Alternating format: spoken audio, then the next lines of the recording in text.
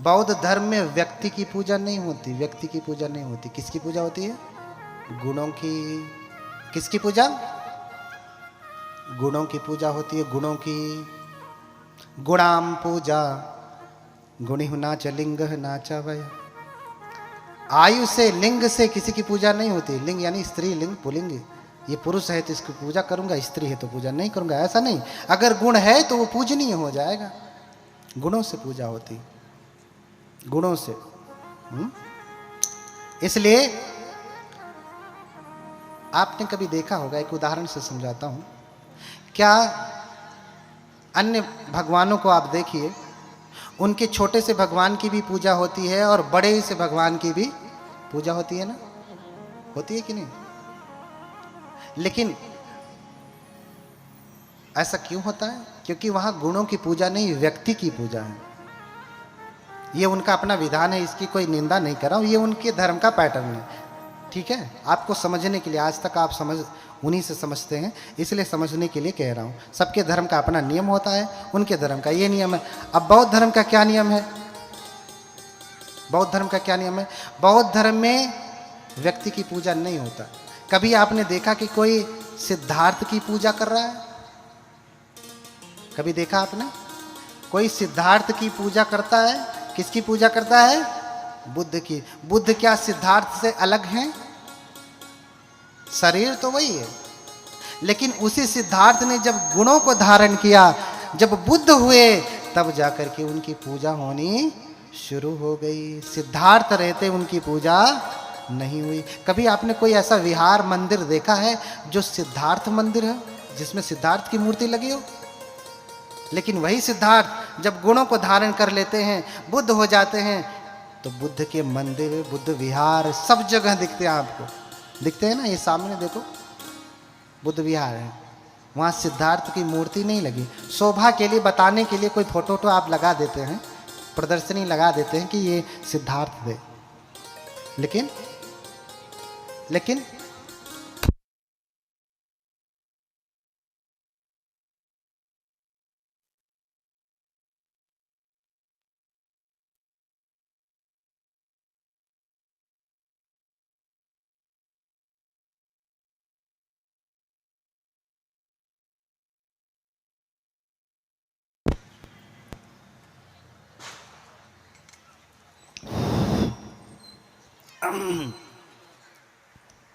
बोलिए भगवान बुद्ध की। आ पिराए लगने गोड़ देखा, दुश्मन कष्ट देवे लगल ने। पड़ोसिया देता हो कि यही दे रहा है ना? जो आपका दुश्मन है, देखिए कष्ट देने लगा। अभी सबसे बड़ा दुश्मन कष्ट दे रहा है। तो तेतादि से पूजे तो निबुतो अकुतो भय। हाँ, मैं बता रहा था कि जापान में ज्यादा धर्म देशना वेशना नहीं होती, सिर्फ पूजा ही होती है। बड़े बड़े घंटे लगे हैं, लोग बस जाप करते रहते, नम में रहेंगे क्यों, नम में रहेंगे क्यों, नम में रहेंगे क्यों। नहीं तो अमिताभ बुद्ध का जाप करेंगे, नमो अमिताभ बुद्धसो, नमो अमिताभ बुद्धसो। या तो फिर चाइनीज लोग अपनी भाषा में नमो अमिताभ, क्या कहते हैं? नमः अमिताभाय कहते हैं, संस्कृत में कहा जाए तो। यानी अमिताभ बुद्ध को नमस्कार है, उसको जाप करते हैं। उसको क्या करते हैं? जाप करते हैं। इसी जप को लेकर के बहुतों ने अपने अपने भगवानों का जप बना लिया। बहुतों ने अपने अपने भगवान, बुद्ध तो 2500 वर्ष पहले हैं, बाकियों का इतिहास इतना प्राचीन नहीं है। और अगर कोई कहे कि 5 लाख 1 लाख कल्प पहले हमारे भगवान हुए हैं, तो बुद्धों का कल्प तुम गिन लो, तुम्हारी होश ठिकाने हो जाएगी। ये तो 28वें बुद्ध हैं, 27वें बुद्धों का तुम पता नहीं कर सकते पहले बुद्ध कब जन्म लिए, कितने करोड़, कितने अरब खरब कल्प पहले, 1000 साल पहले, वर्ष पहले नहीं कह रहा हूँ, कल्प। कल्प मैंने बताया कितना लंबा, कल्पों पहले जन्म लिए हैं पहले बुद्ध। तो तुम वंशावली देख लो तो पता चल जाएगा कि कौन पहले के हैं। तित्तादि से पूजे थे निबुतो अकुतो भय, न सक्का पुण्यं संखातुम। और जो ये पुण्य आपको प्राप्त होता है ना पूजा करके, मैंने कल भी परसों भी बताया था, सिक्किम, अरुणाचल आदि देशों में जो कि बौद्ध राष्ट्र आप कह सकते हैं, पेपर पे नहीं है लेकिन सब बुद्धिस्ट हैं। आप सिक्किम जाइए, लद्दाख जाइए, सब बुद्धिस्ट हैं। कभी आपने वहाँ देखा कोई अराजकता है? क्यों? वहाँ ज़्यादातर लामा लोगों का प्रभाव है। तिब्बती बौद्ध धर्म है, तिब्बती, और तिब्बती लोग तो हमेशा माला लेकर के, ऐसा माला देख रहे हैं, बहुत सारे लोग कहेंगे कि माला पहने हुए हैं। प्रसंग लंबा है, आगे कह रहा हूँ। माला के बारे में उत्तर देने के लिए फिर से बुलाना, तो माला के भी बारे में बताऊंगा, बड़ी वाले माला के भी बारे में बताऊंगा, सबके बारे में बताऊंगा। अभी ये आपके विषय का नहीं है, ये ऊपर का विषय है ना। तो माला लेकर के जप ही करते रहते हैं। आप सारनाथ में जाएंगे तो मणि चक्र लगा होगा, ऐसे घुमाते हैं और क्या कहते हैं? ओम मणि पद्मे हूम, ओम मणि पद्मे हूम, ओम मणि पद्मे हूम। स्वयं बाबा साहब इसका जप करते थे। जब उनसे कोई मिलता था तो नमस्कार के रूप में भी इसका प्रयोग करते थे। जब कोई कहता था नमस्ते तो कहते थे नमो ओम मणि पद्मे हूम। बौद्ध उपासना पाठ में स्वयं अंत में जप के रूप में बाबा साहब ने ओम मणि पद्मे हूम लिखा। डॉक्टर अंबेडकर और संस्मरण और स्मृतियां, नानक चंद्र रत्तू की किताब है, सम्यक प्रकाशन से छपी है, उसमें भी इस प्रसंग का वर्णन आया कि बाबा साहब ओम मणि पद्मे हूम का जाप करते थे। क्यों? क्योंकि ये बोधिसत्व का मंत्र है। कौन से बोधिसत्व? अवलोकितेश्वर बोधिसत्व का मंत्र है। स्वयं बाबा साहब बोधिसत्व हैं, इसलिए बोधिसत्व का ही अनुकरण करते हैं। बोलिए भगवान बुद्ध की। इसलिए बोधिसत्व का मंत्र जाप किया। उसके कारण और भी हैं। क्यों मैं ऐसा कह रहा हूं? क्योंकि जब उनसे पूछा गया कि आप ऐसा क्यों कहते हैं, कहते हैं कि नमस्ते में अगर देखा जाए तो नमस्ते का संधि विच्छेद करेंगे तो क्या होगा? नमः अस्तुते क्या होगा? बाबा साहब ने नहीं लिखा, मैं बता रहा हूं कि उसका क्या होगा। उसका विच्छेद करके नहीं बताया, मैं बता रहा हूं कि नमः अस्तुते। हाँ, आपको नमस्कार है, अर्थात इसमें झुकने का भाव है। लेकिन ओम मणि पद्मे हूम का अर्थ है बुद्धत्व रूपी कमल को खिलने दो, अर्थात बुद्ध बनने दो। और बोधिसत्व बाबा साहब स्वयं अगर कहा जाए तो महायान को मानते हैं, थेरवाद को नहीं, महायान को मानते हैं। उनके दीक्षा लेने का तरीका भी महायानी है। आपने देखा कि पैर मोड़ करके पीछे बैठ करके उन्होंने दीक्षा लिया। पुराना वीडियो यूट्यूब पे पड़ा होगा उनका दीक्षा का, आप देख लीजिएगा। दीक्षा लेने के बाद ऐसे हाथ पांव छूते हैं। ध्यान से देखना वीडियो, रोज तो देखते हो, लेकिन मैंने कहा ना, आंखों से थोड़ी नहीं दिखाई देता। किससे दिखाई देता है? ध्यान से। किससे दिखाई देता है? ध्यान से। आंख नहीं देख सकती, ध्यान देख सकता है। इसलिए कहते हैं जरा ध्यान से देखना। वीडियो पड़ा है यूट्यूब पे, ऐसे करके पांव छूते हैं। और तुम पांव छू लो, हम पांव छू ले, कहते देख रहे हैं किसी और धर्म के बारे में, ये तो विधर्मी हो गए। अब पांव छू लिए तो अब तो ये भगवान बुद्ध को नहीं मानेंगे, अब तो बाबा साहब को नहीं मानेंगे, अब अधर्मी हो गए। अब पूरा पाप आकर के घेर लिया, अंदर घुस गया, गला जाम हो गया, सांस नहीं ले पा रहे। हाँ, अरे भैया, ये लौकिक व्यवहार में चल रहा है। कोई आया पहली बार, अभी प्रणाम कर रहा है, सीखेगा। हाँ, सीखेगा। उसको कमेंट कर देंगे, लेकिन हमारे धर्म में प्रणाम करने का क्या विधान है? क्या ऐसे हाथ जोड़ करके प्रणाम करने का विधान है? बताए कोई, किस ग्रंथ में लिखा है? ऐसे हाथ जोड़ करके आप भिक्षुओं को भी प्रणाम कर लेते हैं, भंते वंदामी, या दूर से भंते वंदामी ऐसे कर लेते हैं। क्या ऐसा विधान है बौद्ध धर्म में? है क्या? बताओ ना, किस ग्रंथ में लिखा है? मैं भी तो जानना चाहता हूं कि मुझसे कौन सा ग्रंथ छूट गया जिसमें तुम पढ़ के आए हो, ऐसे कर लेते हो, मैं नहीं समझ पाता। हाँ, कौन से ग्रंथ में ऐसा? ऐसे किसी ग्रंथ में नहीं है भिक्षुओं को, बुद्धों को प्रणाम करने का नियम। समझ रहे ना?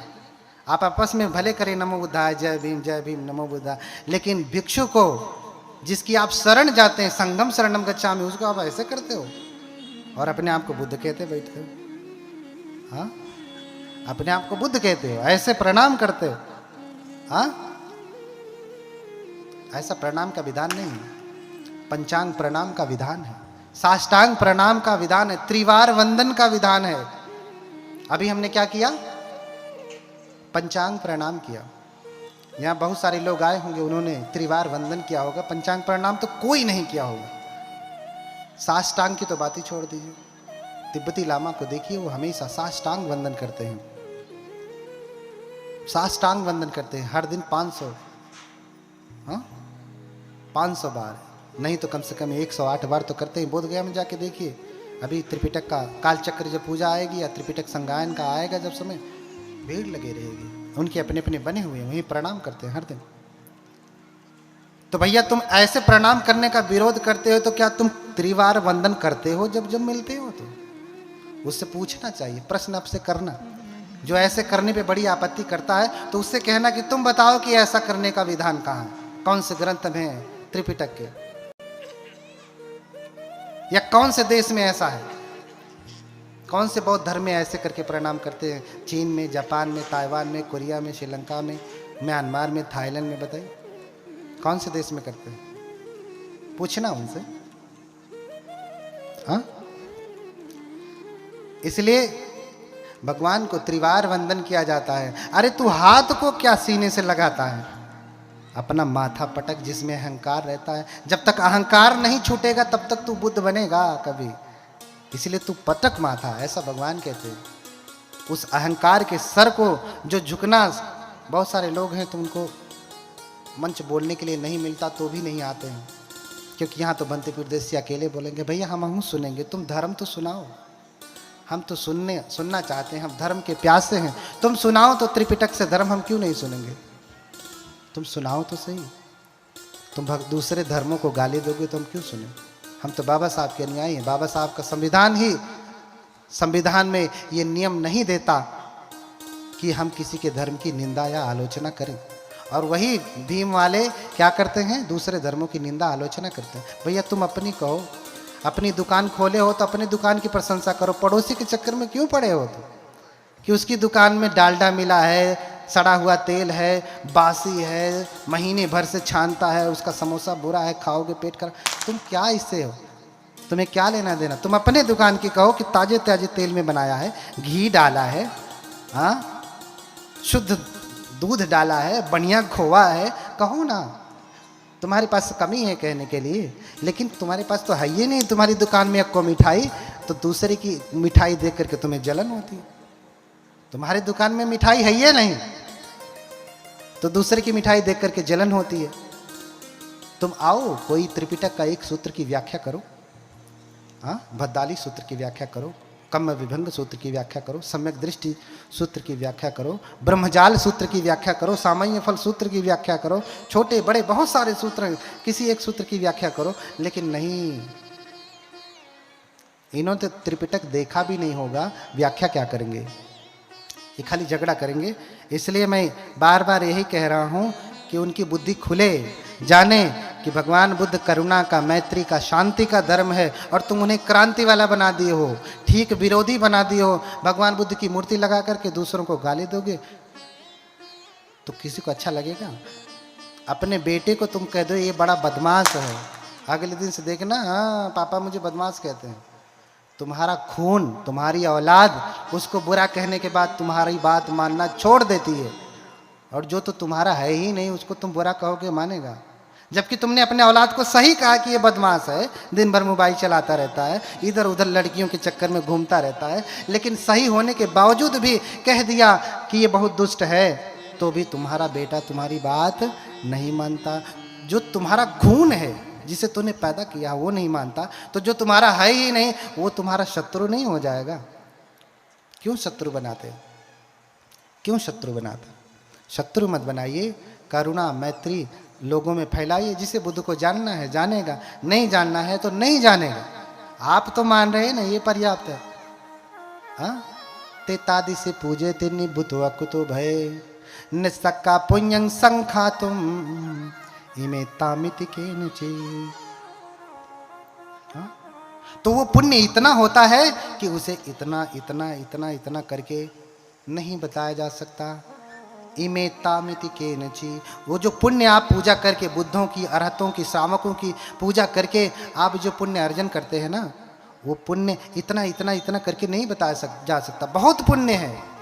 क्यों? क्योंकि अपमयो बुद्धस्य गुणम, बुद्ध का गुण असीमित है। इसलिए जब हम कोई आरक्षा मंत्र करते हैं तो आरक्षा मंत्र के बाद हम उसमें कहते हैं कि अपमानो बुद्धो, अपमानो धम्मो, अपमानो संघो। क्या कहते हैं? बुद्ध अपरिमित है, बुद्ध का जो गुण है असीमित है, उसकी कोई सीमा नहीं, बहुत गुण है। अपमयो बुद्धस्य गुणम। धम्म का जो गुण है असीमित है, संघ का जो गुण है असीमित है, उसकी कोई सीमा नहीं।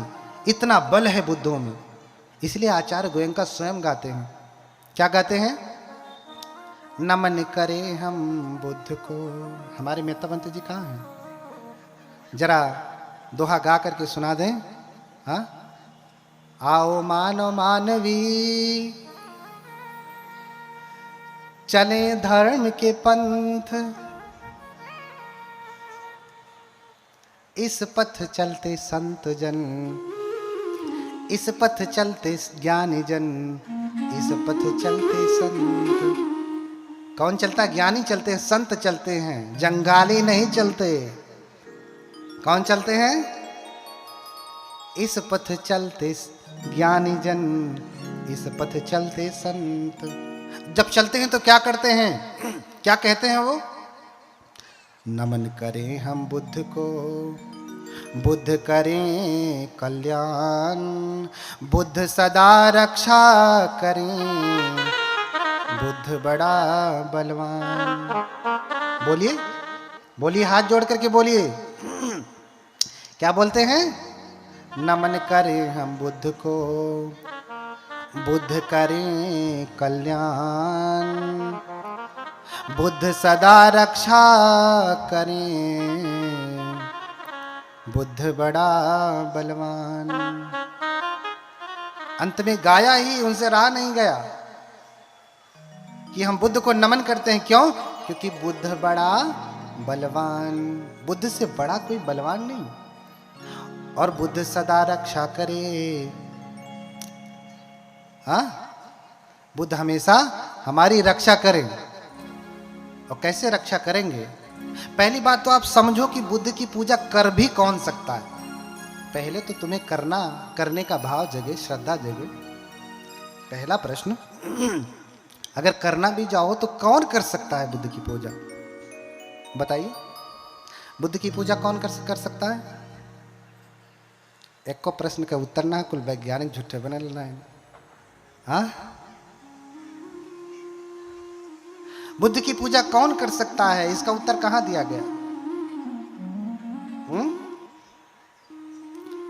उत्तर मैं देता हूं, आप ढूंढते रह जाएंगे। इसलिए तो आया हूं। उतने दूर से उपासिका ने टिकट विकट करवा करके बुलाया कि आइए भंते जी, इन सबको सुनाइए। अपने घर पे भी बुला लेते, इतना खर्चा भी नहीं करना पड़ता।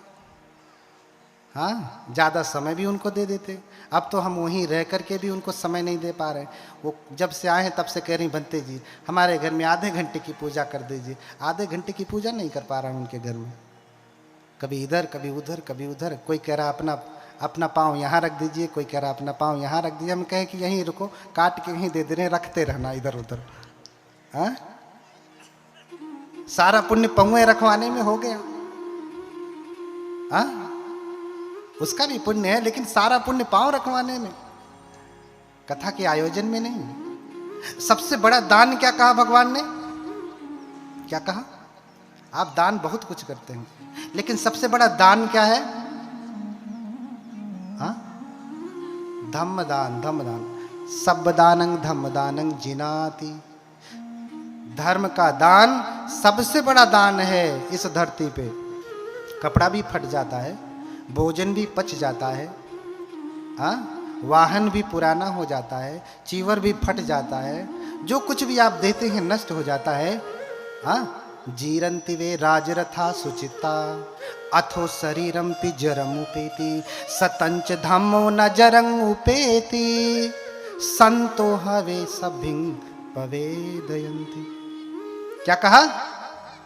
बुद्ध के भिक्षुओं को संत भी कहा जाता है। संत, संत आप जानते हैं ना, संत रैदास, संत कबीर, ये सब वज्रयान से ही पैदा हुए हैं। व्याख्या करने का समय नहीं है, मजबूरी है, मैं चाह के भी नहीं कर पा रहा हूँ।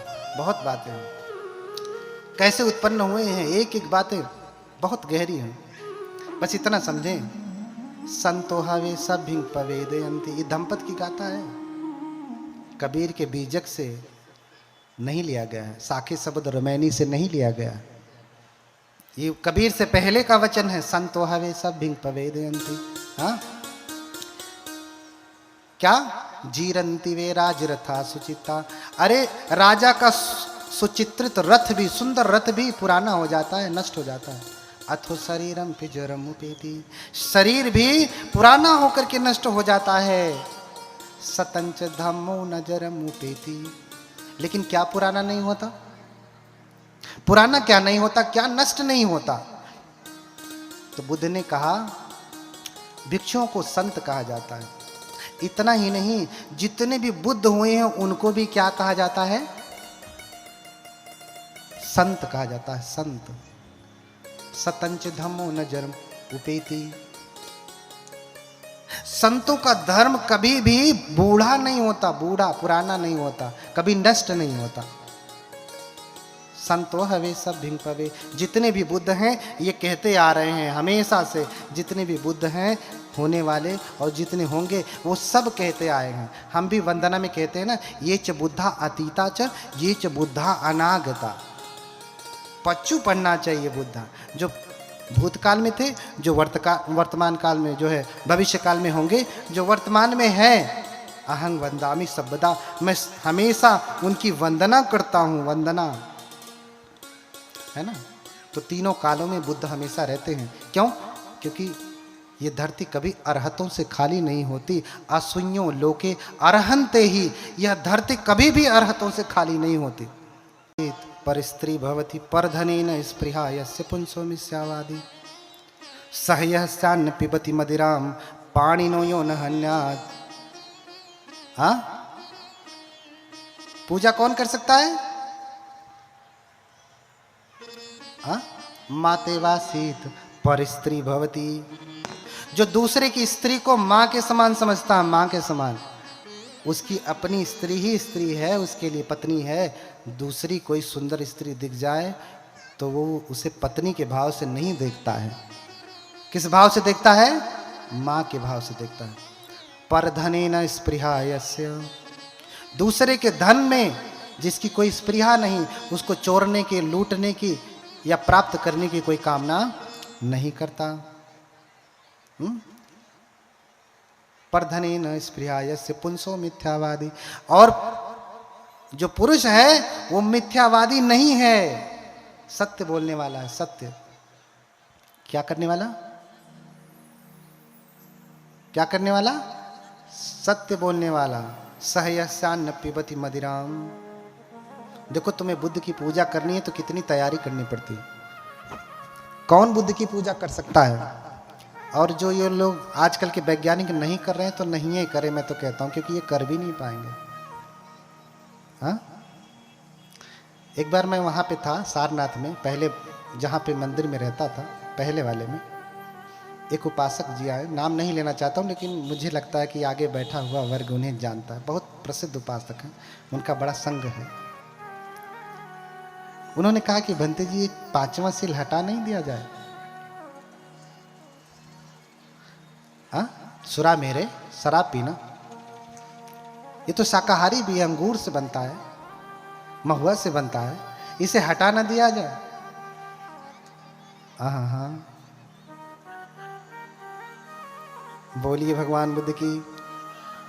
बुद्ध क्या कहते हैं? पियत शराब जमावत जुआ, जियत न जाने हूं मुआ। कोई शराब पीता है, जुआ खेलता है, तो उसको जिंदा मत समझिएगा, मरा हुआ है। उसे तो सुगंध दुर्गंध का पता भी नहीं चलता, अच्छे बुरे का पता भी नहीं चलता।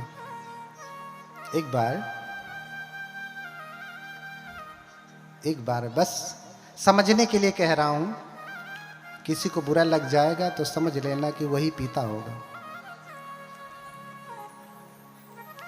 अब बुरे लगने वाला बात भी खत्म कर दिया हमने। अब उसे लगेगा भी तो नहीं बोल पाएगा, क्योंकि प्रकट हो जाएगा भरी सभा में। हाँ कहीं से भी छोड़ूंगा नहीं आपको। हाँ एक बार बस समझने के लिए है, एक व्यक्ति शराब इतना पिया इतना पिया इतना पिया कि शराबी को शराब के ठेके के मालिक ने भगा दिया, भागो यहाँ से, रात हो गई, बंद करना यहाँ से। रास्ते से चलते चलते ऐसे ही गांव का रास्ता था, जानते हैं गांव में शौचालय उचालय तो होता नहीं। हाँ किसी ने वहीं पे आग रख दिया था। शाम को लोग डब्बा लेके जाते हैं, आग रख के चले आते हैं, है ना। अरे आग से जलने के बाद आदमी उतना नहीं छटकता जितना उस पे पैर पड़ जाने के बाद छटकता। हाँ तो किसी ने रास्ते में आग रख दिया था और रास्ते में पियक्कड़ अपना घूमते घूमते घूमते घूमते आ रहा है, पैर पड़ गया उसी के ऊपर और थोड़ी थोड़ी खुशबू उसको आने लगी। हाँ आगे चलाया, पैर तो पड़ गया, आगे चलाया, मन में आता ही बदबू कर रहा है, क्या चीज है, उसे कहीं देखा है। आकर के ध्यान से देखता, नहीं वो चीज नहीं है। फिर आगे चला जाता, फिर आगे जाने के बाद उसको फिर से खुजली होती, अरे लेकिन है क्या चीज जो उसे कहीं देखा है। फिर से वापस आता, हाँ ध्यान से देखता, ना आंख से दिखाई दे रहा ना ध्यान से दिखाई दे रहा है, क्योंकि शराबी व्यक्ति को ध्यान भी नहीं हो सकता। हाँ ध्यान से देख रहा है, नहीं समझ में आ रहा है तो थोड़ा और नाक पास में लेके गया, नहीं वो चीज नहीं है, आगे बढ़ गया। फिर मन में खुजली करता है कि लेकिन है क्या चीज, मेरे समझ में नहीं आ रहा, इस बार पता लगा के ही छोड़ूंगा। वापस लौट करके आता है, खूब ध्यान से देखता है, नहीं समझ में आता तो नाक लगा के सूंघता है, तब भी नहीं समझ में आया, उंगली लगाया, कह रहा अरे ये तो वही चीज है, अच्छा हुआ मेरा पैर इस पे नहीं पड़ा, नहीं तो सारा धर्म नष्ट हो जाता। हाँ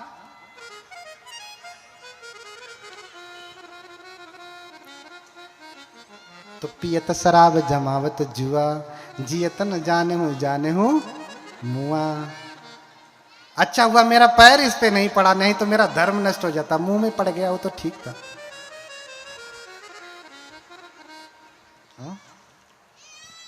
सहयस्यान्न पिबति मदिराम, उत्तर दे रहा हूं, कौन पूजा कर सकता है। सहयस्यान्न पिबति मदिराम, कुछ तो भगवान ही है जिनको मदिरा चढ़ाई जाती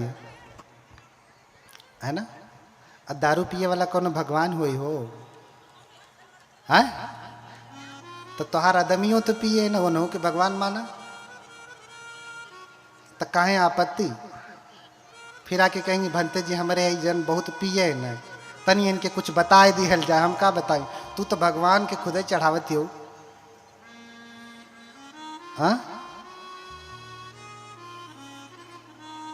बोलिए भगवान बुद्ध की। सहयस्यान्न पिबति मदिराम, जो मदिरा नहीं पीता, पानी नो यो न हन्यात, जो प्राणियों की हत्या नहीं करता, मदिरा नहीं पीता और प्राणियों की हत्या नहीं करता, क्योंकि मदिरा पीने वाला सबे बुरा कर्म करता है, वो झूठ भी बोलेगा, चुगली भी करेगा, कटु वचन बकवास सब कुछ करेगा, क्योंकि अब पी लिया है ना। तो कबीरदास भी कहते हैं कि कामी तरे क्रोधी तरे, और पागल की गति होए। देखिए कबीरदास क्या कह रहे हैं, कामी तरे क्रोधी तरे और पागल की गति होए, लेकिन सलिल भक्त संसार में तरत न देखा कोई। कह रहे हैं कि कामी क्रोधी पागल ये सब तर जाते हैं अंततः, लेकिन सलिल भक्त अर्थात शराब पीने वाला किसी को तरा हुआ नहीं देखता मैं, कोई तरता नहीं, अर्थात मुक्ति नहीं प्राप्त करता। मैं नहीं कह रहा हूं, हाँ, मैं नहीं कह रहा हूं, जाकर के साखी और बीजक देख लेना। ये कौन कह रहे हैं? बाबा साहब के गुरु। कौन? संत कबीर। कामी तरे क्रोधी तरे, पागल की गति होए, असलील भक्त संसार में, तरत न देखा कोई। तो शराब पीने वाला कभी नहीं तरता, कभी उसको परम पद नहीं प्राप्त होता। हाँ, इसलिए शराब पीना छोड़ दे। रैदास मधुरा का पीजिए, जो चढ़े चढ़े उतराए। हाँ, यही मंदिर है ना संत रैदास, उन्हीं की बात कह रहा हूं। रैदास मधुरा का पीजिए, जो चढ़े पुनि उतराए। तो कौन सा रस पीना है? नाम महारस पीजिए, जो चढ़े न पुनि उतराए। क्या शराब पी तो अभी पिया फिर उतर जाएगी, और उतरेगी तो वो ऐसे नहीं उतरेगी, पूरा झांग झूंग लेके उतरेगी। हाँ, पूरा सब कुछ लेकर के उतरेगी। अगर पीना है तो नाम, नाम यानी मंत्र जप। पहले सहज ज्ञान में मंत्र दीक्षा होती थी, नाम दिया जाता था कि अवलोकितेश्वर मंत्र का जाप करो, उनके नाम का जप करो, अमिताभ बुद्ध के नाम का जप करो, है ना। तो ये परंपरा सभी जो है संतों की भक्ति की परंपरा में प्रचलित हो गया, सभी अपने अपने ईष्टों का नाम देते हैं। इसलिए मैंने पहले बताया, अनुस्मृति माने ध्यान का आलंबन, मोटे शब्दों में कहा जाए तो मंत्र दीक्षा या नाम दीक्षा। अगर आपको पीना है तो क्या पिए? भगवान बुद्ध के महामंत्र को पिए, भगवान बुद्ध की अनुस्मृति करें। सहयस्यान्न पिबति मदिराम, पाणिनो यो न हन्यात। जो प्राणियों की हत्या नहीं करता है, जो प्राणियों की हत्या नहीं करता है। कल मैंने बताया बहुत प्रकार के फल, आज तो कोई उसमें से, उन सारे प्रकार के फलों में से, सब्जियों में से कोई खा के तो नहीं आया। पक्षी फल, लाल साग, चौराई वाला ना, कटते खूब बढ़िया लाल लाल जूस निकल, लाल साग, जल तो रही, धरती डकेल, कोई खाया तो नहीं है ना। अब क्यों खैले हुई तो बताइए करी ना ने। ये सब बिना हत्या के नहीं आते, ये सब बिना हत्या के नहीं आते। इसलिए भगवान जानते थे कि इसी के नाम पे लोग यज्ञ आदि करके बलि देते हैं और फिर इसी का भक्षण करते हैं। इसलिए भगवान ने इन सब पे रोक लगाया कि जीवों की हत्या बंद हो, मांस खाना बंद। आज वो कोई बलि वली थोड़ी नहीं चढ़ा रहा है, आज तो आप अपनी खुशी से खा रहे हैं। तो बलिए समझिए, आप बलि दे रहे हैं आप उनकी, बस किसी मंदिर किसी देवता के सामने नहीं दे रहे हैं, ठीहा पे रख के कटवा रहे हैं, किसी को चढ़ा नहीं रहे, लेकिन बलि तो उसकी हो रही है। सैक्रिफाइस, बलि माने सैक्रिफाइस, उसके जीवन का बलिदान तो हो ही रहा है, उनके प्राणों का हरण तो कर ही रहे हैं आप। इसलिए पाणी नो यो न हन्यात। और जो प्राणियों की हत्या नहीं करता है, तो जो इतना कर्म नहीं करता है, भगवान पाद पूजा विधातुम, वही भगवान बुद्ध की पूजा कर सकता है, चरणों की पूजा कर सकता है। कौन? जो दूसरे की स्त्री को अपनी मां समझता है, दूसरे के धन को चोरता नहीं है, जो झूठ नहीं बोलता, जो शराब नहीं पीता, और जो हत्या नहीं करता, अर्थात जो 5 शीलों का पालन करता है, वही भगवान पाद पूजा विधातुम, वही भगवान बुद्ध की के पैरों की पूजा कर सकता है, उनकी पूजा कर सकता है। इसलिए भगवान की पूजा करनी है तो आपको सभी विकारों से दूर होकर के तब पूजा करनी है। अब अगर आप नालंदा का इतिहास पढ़ेंगे, फाहियान हुएनसांग का यात्रा विवरण पढ़ेंगे, तो पूजा में इतना कहा कि मानसिक शुद्धि के साथ साथ कायिक शुद्धि भी परम अनिवार्य है। चीनी यात्री के यात्रा विवरण में आप देखिएगा, उन्होंने इतना ही कहा कि एक बार कोई टॉयलेट जाता है, मूत्र विसर्जन भी करके आता है ना, तो उसे शुद्धि करनी चाहिए, अर्थात स्नान करना चाहिए, तभी भगवान की पूजा करनी चाहिए। कायिक शुद्धि भी परम अनिवार्य बताया, जैसे मानसिक बताया। जो व्यक्ति कायिक नहीं कर सकता, वो मानसिक क्या करेगा? अब इसमें मूर्ति कहाँ से आ जाती है बीच में? हाँ, पूजा करनी है कि नहीं करनी ये बात, कौन करेगा दूसरी बात, और फिर इसमें मूर्ति की क्या जरूरत? हाँ, छोटे में समझाऊंगा, समय बहुत हो गया है, बहुत सारी बातें अभी और कहनी है थोड़े समय में, है ना। मूर्ति की क्या जरूरत है? अच्छा, आप स्कूल जाते हैं तो विद्या कैसे सीखते हैं? हाँ, विद्या कहाँ सीखते हैं? आपके पास पटरी होती है, कलम दवात होती है ना, आज कॉपी पेन हो गया, पहले स्लेट चौक होता था। अगर आपके पास कॉपी कलम ना हो तो आप क ख ग अल्फाबेट सीख पाएंगे? फिर शब्द बनाना, वाक्य बनाना सीख पाएंगे? नहीं सीख पाएंगे। अगर आपके पास कलम दवात ना हो, कॉपी कलम ना हो, तो आप लिखना पढ़ना नहीं सीख पाएंगे, आगे नहीं कर पाएंगे। अब चाहे लिखने पढ़ने का विधान आज अलग हो गया, आज तो पैड पे लोग लिख के सीख रहे हैं, लेकिन वो भी एक पटरी का प्रकार है, कलम दवात का प्रकार है।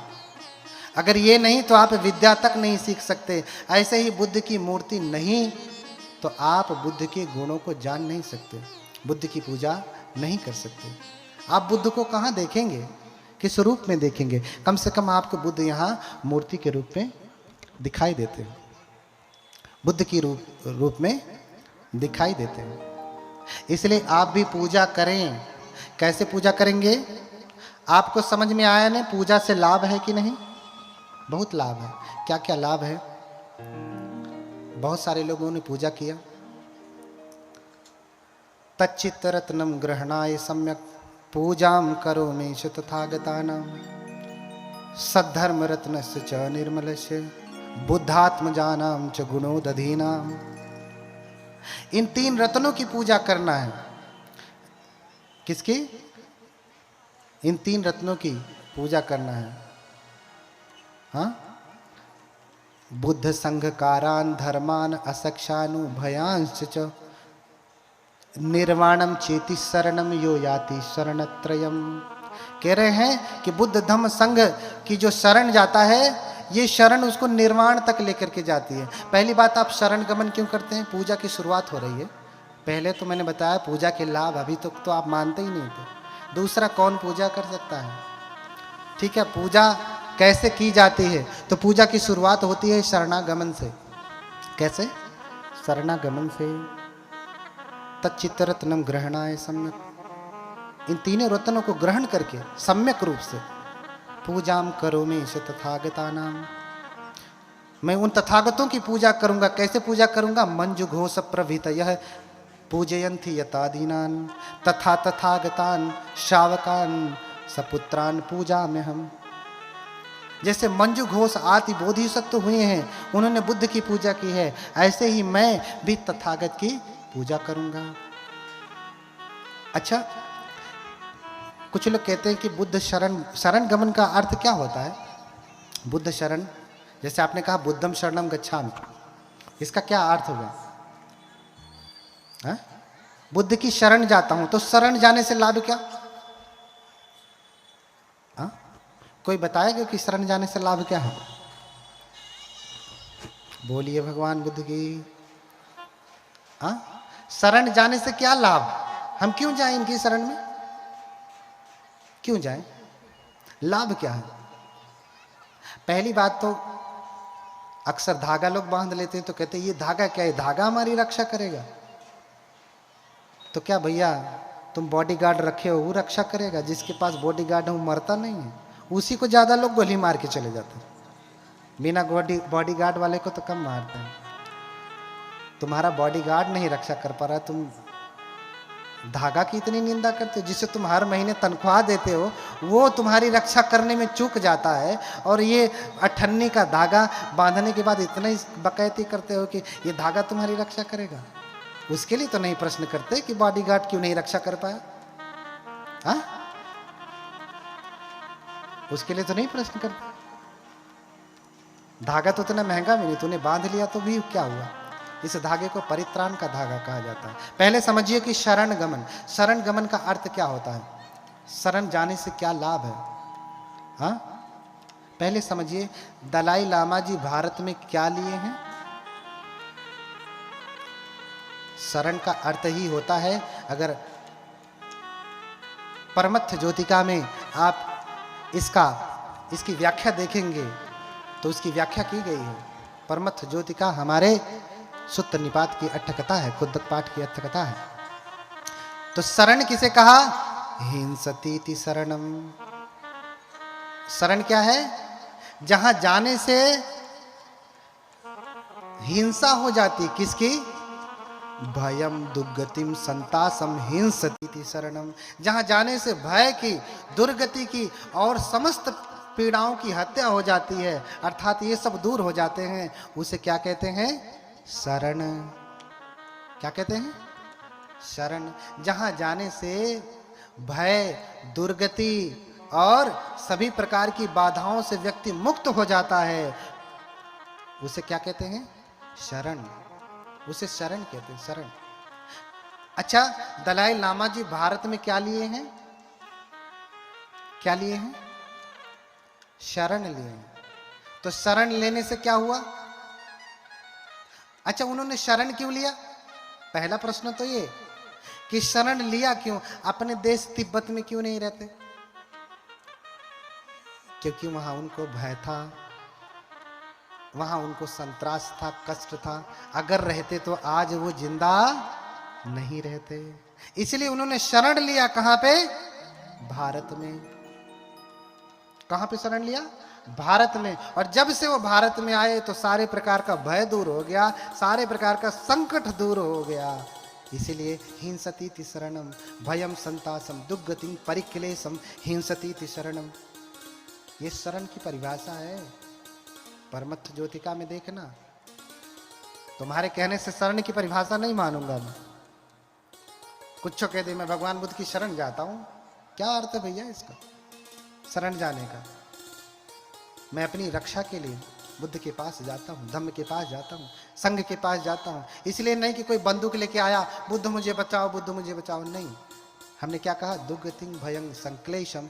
जो हमारे बुरे विकार हैं, बुरी प्रवृत्तियां हैं, जो कुछ भी हमारे भीतर बुरा बुरा है, उनसे रक्षा के लिए। क्योंकि अन्य जगह रहूंगा तो भगवान को शराब चढ़ाऊंगा तो मैं तो शराबी रहूंगा ही। तो मुक्ति कैसे होगी, बुद्ध की शरण लेनी पड़ेगी। क्या करनी पड़ेगी, बुद्ध की शरण लेनी पड़ेगी। नहीं तो स्वामी पी पी करके आएंगे और फिर घर में बाजा बजाएंगे और फिर सुंदर नाद निकलेगा, आहा। क्यों, क्योंकि भैया भगवान को चढ़ा रहे, है ना, भगवान को चढ़ा रहे। बोलिए भगवान बुद्ध की। इसलिए हम शरण जाते हैं। और सारिपुत्र ने भगवान के बारे में कहा, एको मनो पसादो वा। जानते हैं, अगर बुद्ध की शरण गए तो एको मनो पसादो वा शरणागमनो पंजलि पड़ामो वा उत्सहिते तारईते मार्बल निकूदने बुद्धे। अगर हम सबकी छोड़ दीजिए, धम्म संघ को छोड़ दीजिए, मात्र बुद्ध को ही पकड़ लीजिए, तीनों को छोड़ दीजिए, तीनों को पकड़ लिया तो बहुत रक्षा है। लेकिन मात्र एक को ही सारिपुत्र कह रहे हैं, एको मनो पसादोवा। अगर आपका मन एक ही में प्रसन्न हो गया, अर्थात श्रद्धा से भर गया। प्रसाद के दो अर्थ हैं, श्रद्धा और प्रसन्नता, और तीसरा अर्थ है महल। इन पाली में ये तीनों है, ठीक है। एको मनो पसादो वा शरणागमनो पंजलि पड़ामवा। एक ही उस बुद्ध की शरण अगर आप चले गए, मन को प्रसन्न कर लिया, श्रद्धा से भर गए, जैसा मैंने कहा ना, तच्चित्त रत्नम ग्रहणाय सम्यक पूजाम करो में तथागताना। उनकी शरण चले गए ना, तो उत्साहिते तारईते मार्बल निकूदिने बुद्धे। तो कह रहे हैं कि इस शरण गमन के बल से, उनके प्रताप से, उत्सहित तारईते मार्बल निकूदने बुद्धे। तो मार के बंधन को तोड़ करके आप क्या प्राप्त कर लेंगे, मुक्ति प्राप्त कर लेंगे, समस्त दुखों से मुक्ति हो जाएगी। इसलिए बुद्ध का नाम जपना इतना आसान थोड़ो नहीं। हाँ, इसलिए कहा कि बुद्धो बुद्ध सुखम ददाति सरतो बुद्धो ततो दुःखरम किम बुद्धेन महिदयोपि मुनयो बुद्धेन जाता सुखी। कैसे सुखी होंगे आप? कैसे सुखी होंगे? बुद्धो बुद्ध सुखम ददाति सरतो। हाँ, बुद्ध का स्मरण करने मात्र से ही सुख प्राप्त होता है। आपका मन व्याकुल हो, खाली आकर के भगवान के समन में बैठ जाइए, ऐसे ही शांत हो जाएगा और स्मरण करने की जरूरत ही नहीं। और जब स्मरण करेंगे तो कहना ही क्या। हाँ, एक बार भयंकर लड़ाई हुई देव और इंद्र में, तो कहा कि अगर तुम्हें भय लगे, हाँ, तो धजगंग में उल्लो के याद ममम ही धजगंग उल्लो कैतंग यंग भविष्यति भयंग व छम वितत्तंग व लोम हंसो व सोपहीयति। हाँ, अगर तुम्हें भय लगे, देवराज इंद्र कहते हैं शक्र, जिसे शक्र कहा। दीघ निकाय में एक सूत्र है शक्र पंय सूत्र, अर्थात शक्र का प्रश्न। शक्र यानी इंद्र। अब मैंने कल भी बताया था कि शब्द को लेकर के उलझिए मत, सत्य वही है, उनके लिए ब्रह्म सत्य है, हमारे लिए दुख सत्य है। ऐसे ही इंद्र शक्र शब्द हैं, लेकिन हमारी व्याख्या अलग है, उनकी व्याख्या अलग है। तो शक्र पंय सूत्र है, इसी पे मेरा पीएचडी चल रहा है श्रीलंका से, केलनिया यूनिवर्सिटी से। शक्र पंय सूत्र वो कह रहा है अपने लोगों से कि अगर तुम्हें डर लगे तो धजगंग में उन लोग के याद मुझे स्मरण करो। मुझे स्मरण करोगे तो जो भय संत्रास है वो सब नष्ट हो जाएगा। लेकिन बुद्ध समझा रहे हैं, हंस करके कह रहे हैं, भिक्षुओं, अगर कोई उसको स्मरण करेगा शक्र को, तो भय से मुक्त नहीं हो सकता। क्यों? क्योंकि शक्र स्वयं अवीत रागो अवीत दोषो अवीत मोहो। शक्र क्या है? वीतरागी नहीं, उसमें स्वयं राग है। इसीलिए तो जांघ पे बैठा करके अपनी रंभाओं को शराब पिलाता है और स्त्रियों के साथ रमण करता है। जो स्वयं भोग विलास में लिप्त है वो तुम्हारी क्या रक्षा करेगा? हाँ, अवीत रागो अवीत दोषो अवीत मोह, वो राग द्वेष मोह से मुक्त नहीं है, इसलिए तुम्हारी रक्षा नहीं होगी। लेकिन भिक्षुओं, सचे तुम्हाकं भिक्षवे अरण्य गतानंग वा रुक्ष मूल गतानंग वा शून्यागार गतानंग वा उपज्येय भयं वा छम्बितत्तं वा लोमहंसो वा ममेव तस्मिन् समये अनुसरेयाथ। बुद्ध क्या कह रहे हैं? धजग्ग सूत्र में है, इसकी व्याख्या संयुक्त निकाय का है, पढ़ना। क्या कह रहे हैं? सचे तुम्हाकं भिक्षवे, लेकिन यदि भिक्षुओं तुम्हें जब डर पैदा हो, कब? अरण्य गतानंगवा, जंगल में जब तुम सब तप कर रहे हो, साधना कर रहे हो, रुक्ष मूल गतानंगवा, किसी पेड़ के नीचे बैठ करके तुम साधना कर रहे हो, तुम्हें डर लग रहा है, हाँ, शून्यागार गतानंगवा उपज्येय भयं वा छम्बित। अगर तुम्हारे भीतर भय संत्रास रोमांच पैदा हो रहा है, भय के भी कई प्रकार हैं। एक तो भय थोड़ा सा लगता है, संत्रास कंपकपी आ जाती है, तीसरा इतना भय कि रोंगटे भी खड़े हो जाते हैं, भयं संतासं, लोम हंसो। ये 3 प्रकार के भय हैं। कितने प्रकार के भय? ये तीनों भयों से तुम निर्भय हो जाओगे। कब? ममेव तस्मिन् समये धजगं ममेव तस्मिन् समये अनुसरेयाथ। उस समय मुझे स्मरण करना। किसको? बुद्ध को स्मरण करना। कैसे स्मरण करना? इतिपिसो भगवा अरहं सम्मा संबुद्धो विद्याचरण संप। ये तुम कहना, इसका स्मरण करना कि ऐसे हैं भगवान, अरहत हैं, सम्यक संबुद्ध है, विद्याचरण है, सत्ता है, देवताओं और मनुष्यों के गुरु हैं, बिगड़ैल भी बिगड़ैल व्यक्ति को ऐसे नियंत्रण में कर लेते हैं जैसे कोई बिगड़ैल घोड़े को नियंत्रण में कर लेता है। बुद्धो भगवाति, बुद्ध है, भगवान है वो। नोचे मंग अनुसरयात अथ धम्मंग अनुसरयात। अगर बुद्ध को ना स्मरण करना तो धर्म को स्मरण करना। स्वाखा तो भगवता धम्मो संदिग्धि को। अगर धर्म को नहीं, नोचे धम्मंग अनुसरयात अथ संघंग अनुसरयात, संघ को स्मरण करना, संघ को याद करना। एवं बुद्धं सरंतानं धम्मं संगं च भिक्खो भयं वा छम्भितत्तं वा लोमहंसो वा हे सती। हाँ, तो इस प्रकार से बुद्ध का, अगर आपको डर लगता है ना, तो क्या करना है? बुद्ध का स्मरण करना है। मैंने पहले ही कहा कि बुद्ध की कथा कोई हवा में ऐसे कोई बैठ करके लेखक नहीं लिख दिया है, ये ऐतिहासिक घटनाएं हैं, ये हुई हैं, इतिहास इसका प्रमाण है। और वहीं से मैं बोल रहा हूं, उन्हीं ग्रंथों से बोल रहा हूं जो छठ संगायन में बाबा साहब द्वारा अनुमोदित है, उन्हीं से बोल रहा हूं। इसलिए बुद्धो बुद्ध सुखं ददाति सरतो, बुद्ध का स्मरण करने से सुख होने लगता। जैसे ही बुद्ध का स्मरण करना शुरू किया, क्या पैदा होने लगता है? सुख पैदा होने लगता है।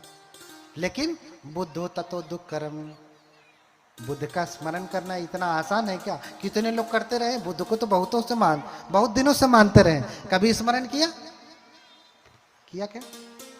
इधर बैठे हैं आचार्य जी, कभी किया? दुनिया को ज्ञान देते फिरते हैं, कभी कराया बुद्ध का स्मरण? अब देख लेना, ऐसे ऐसे आचार्य ज्ञान देंगे तो न जाने क्या होगा। बुरी लगेगी बात कि मैं आपकी निंदा कर रहा हूं, नहीं, आप भगवान के धर्म को अगर ठीक से नहीं कह रहे हैं तो आप कहने के अधिकारी नहीं हैं। आपको सुत्त गेय व्याकरण गाथा उदानित उत्तक अबु धर्म वेदल जातक ये सब प्रमाणित रूप से कंठस्थ होना चाहिए, तभी आप बुद्ध के धर्म को देने के अधिकारी हैं। ऐसे थोड़ी नहीं नालंदा के भिक्षुओं को देख करके लोग दुबकी पूंछ हिला करके घर में घुस जाते थे। क्यों? क्योंकि वो त्रिपिटकाचार्य होते थे, धर्मज्ञ थे, अर्थज्ञ थे, कालज्ञ थे, परिसज्ञ थे, संग्राम जिन थे। ऐसे नहीं कि बस कपड़ा पहन लिया, 2 किताब पढ़ लिया और चले भैया बुद्ध का ज्ञान देने ना। भैया खेत बिगड़ने से अच्छा है कि खेतवा जैसे वैसे रहा था, क्यों दूसरा आई तो बढ़िया से खेती करी। गलत कह रहा हूं? फसल खराब करने से अच्छा है कि बो ही मत, कोई आएगा तो कम से कम अच्छे से खेती करेगा। हाँ, कभी भी बुद्ध की स्मृति कराते हैं ना? नहीं कराएंगे, इतना आसान नहीं है। बोलिए भगवान बुद्ध की। मैं जानता हूं मेरी बातें बहुत कड़वी हैं, तो मत बुरी लगे। मैं तो सच ही कहूंगा, झूठ थोड़ी ना बोलूंगा। झूठ बोलने के लिए बनते थोड़ी ना बना हूं। कम से कम जब तक धर्म कहूंगा तब तक तो गलती से भी झूठ नहीं बोलूंगा। इतना ऊंचा बैठाया का झूठ बोलने के लिए, वहीं बैठ करके बोल देता 2-4 तो झूठ। हाँ, बुद्ध होता तो दुष्करम, बुद्ध दुष्कर है बुद्ध का स्मरण करना।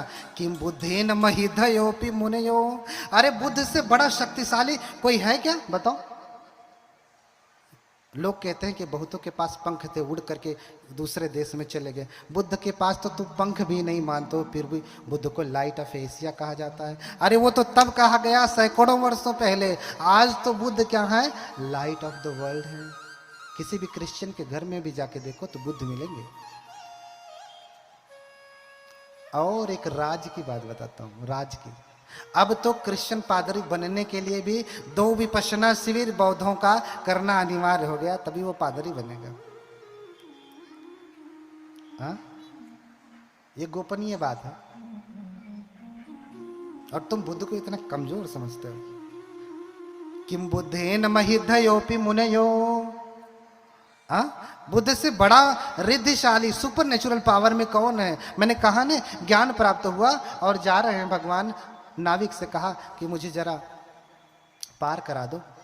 बोला कि 10 कासार्पण लगेंगे। भगवान के पास कहाँ भौतिक संपदा है? बोले मेरे पास तो 10 कासार्पण नहीं है। तो बोले बैठो फिर इधर, मैं नहीं पार कराऊंगा। बोले ठीक है। भगवान फिर गंगा नदी के जल पर ऐसे चलते चलते गंगा नदी को पार कर गए, जैसे कोई जमीन पे चलता है। भगवान बुद्ध पानी पे चलते चलते चलते पार हो गए। मैंने बताया कि भगवान बुद्ध 4 बार श्रीलंका गए। कौन से फ्लाइट से गए बताओ? वहां का इतिहास लिख रहा है। महियंगमं नागदीपं कल्याणं पदलांचलं दिवागुहम दीघवापि चेतियं चंबुतिंगनं, ये स्थान है, जाकर के देखना। हाँ, बोलो भगवान बुद्ध की। किम बुद्धेन महिधयोपि मुनयो, बुद्धेन जाता सुखी, बुद्ध से ही सुखी होंगे आप, अन्यथा कटारी लेकर के दौड़ेंगे। धर्म की रक्षा कटारी से नहीं होती। इसका मतलब कि तुम्हारे धर्म में बल नहीं है, तुम कटारी दिखा रहे हो। कटारी की क्या जरूरत है? बुद्ध कभी कटारी लेके चलते हैं? न जाने कहां कहां तक बुद्ध चले गए। अंगुलीमाल के सामने जो 1999 की हत्या करने वाला है, उसके सामने बुद्ध कटारी लेके जाते हैं क्या? AK-47 राइफल ये वो लेके जाते हैं क्या? नहीं। बुद्ध की वाणी इतनी सामर्थ्यवान है, कटारी क्या करेगी उसकी? बुद्ध को कोई छू नहीं सकता।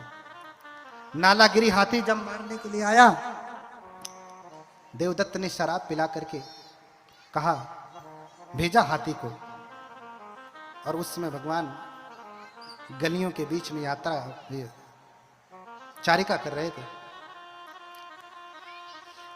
सुबह का समय है, चारिका कर रहे हैं, भगवान जा रहे हैं। जाने के दो ही रास्ते, या तो इधर या तो इधर। तो इधर से आ रहे हैं, फिर इधर से हाथी छोड़ दिया। अब निकलने के रास्ते किधर हैं? पीछे के ही। आगे हाथी आ जाएगा तो मार डालेगा। हाँ, भयंकर हाथी। शराब पिला दिया उसे इतना कि वो पागल हो गया। चिंगाड़ करता हुआ आया मारने के लिए श्रमण गौतम को। सभी नगर के वासी, अरे श्रमण गौतम भाग जाओ, भाग जाओ, भगवान भाग जाओ, ये हाथी पागल है, मार डालेगा, कुचल डालेगा। भगवान के साथ बनते आनंद है। कहते भगवान वापस चलिए, नहीं तो ये हाथी कुचल देगा। भगवान कहते आनंद, तथागत की अकाल मृत्यु नहीं हुआ करती। क्या कहते? आनंद, तथागत की। वो नहीं कहते मेरी। क्या कहते? तथागत की, यानी जितने भी तथागत बुद्ध हुए हैं, तथागत की अकाल मृत्यु नहीं होती।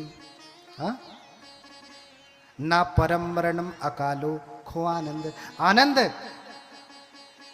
बुद्धों का, तथागतों का अकाल धरती से जाना संभव नहीं। वो अपने समय पे ही जाएंगे, घोषणा करके जाएंगे कि मैं अब जाने वाला हूं, बता के जाएंगे। ऐसे नहीं चुप्पे कहीं लेटे कोई मार दिया और फिर मर गए ना। घोषणा करेंगे आज से 3 महीने बाद इतने बज के इतने मिनट पे मरूंगा, और उतने मिनट पे सोएंगे, उतने मिनट पे ही मर जाएंगे। इतनी तो आप दवाई की भी गारंटी नहीं ले सकते कि जहर खा लूं तो इतने बज के इतने मिनट पे ही मरेंगे, संभव नहीं। हाँ, लेकिन बुद्धों में वो अपने शरीर को तभी त्यागते हैं जब वो चाहते हैं, मनोमय है। आनंद, तथागत की अकारण मृत्यु नहीं हुआ करती। हाँ, फिर भी आनंद कहते नहीं भगवान चलिए, भगवान चलिए। आनंद की भी श्रद्धा डगमगा गई, क्योंकि भगवान की सुरक्षा को लेकर के बड़ी चिंतित थे, कहीं ऐसा ना हो कि कुचल दे। भगवान के हाथ में कोई डंडा नहीं, कुछ नहीं। और हाथी चिंगार करता हुआ आया। जैसे ही भगवान के सामने पहुंचा मारने के लिए, तो क्या बोला भगवान ने? पता है? क्या बोला पता है ना? हाँ, बोलिए भगवान बुद्ध की।